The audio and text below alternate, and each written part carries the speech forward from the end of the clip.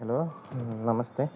अब हामीले चाहिँ कस्टमको चाहिँ रिभिजन गर्न गइरहेका छौँ एक्जामको लागि। सबभन्दा पहिला चाहिँ जति सक्दो छोटो समयमा यदि हामीले चाहिँ यसलाई कभर गर्न सक्यो भने चाहिँ जाँचको लागि इफेक्टिभ होला भनेर चाहिँ अब रेकर्ड गर्न गइरहेका छौँ। हेरौँ कति लप भन्ने हो भने मैले पढ्छु जे सब गर्छु, धेरै डिटेल्स यताउति भन्ने कुरो होइन। यति गरिसकेपछि जाँचको क्वेसनहरू चाहिँ बन्छ अनि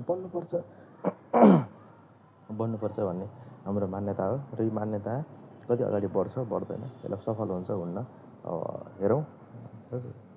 सुरु गरौँ।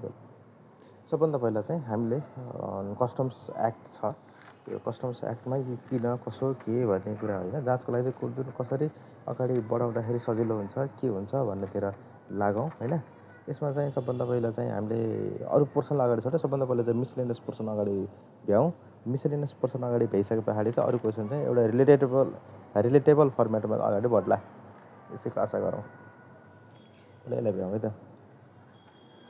के भनेको छ भन्दाखेरि चाहिँ सबभन्दा पहिला मिसलेनियस पोर्सन, सबभन्दा पहिला चाहिँ कस्टम्स एजेन्टको कुरा गर्छ।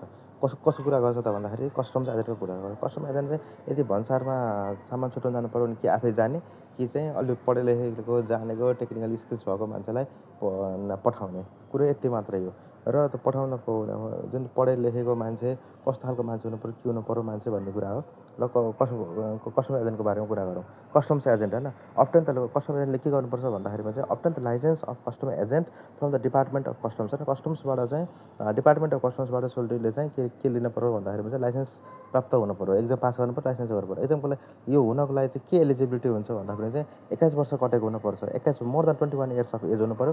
मिनिमम क्वालिफिकेसन चाहिँ bachelor degree or equivalent with equivalent हुनु पऱ्यो, ब्याचलर डिग्री पढेको हुनु पऱ्यो र त्यो बराबर हुनु पऱ्यो with computer basic training of at least 3 months। कम्ती आयो भने चाहिँ कम्प्युटरको चाहिँ बेसिक 3 monthsको चाहिँ कम्प्युटरको ट्रेनिङ हुनु पऱ्यो।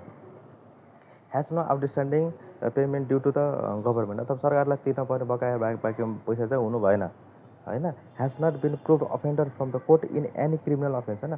त्यो कोर्टबाट चाहिँ कुनै चाहिँ क्रिमिनल अफेन्डर हुनु भएन, क्रिमिनल अफेन्समा क्रिमिनल चार्जमा चाहिँ अफेन्डर हुनु भएन र हुनु भएन। यो भनेको क्वालिफिकेसनको कुरा भयो। 21 वर्ष कटेको हुनु पऱ्यो, ब्याचलर डिग्री पास गरेको हुनु पऱ्यो, तिम्रो चाहिँ आउटस्ट्यान्डिङ गभर्मेन्टले आउटस्ट्यान्डिङ ड्यु हुनु भएन, ह्याज नट प्रुभ।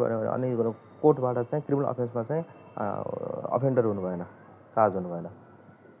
अनि यो जाँच पास गर्छ ऊ गर्छ भन्ने कुरा भयो। अनि त्यसपछि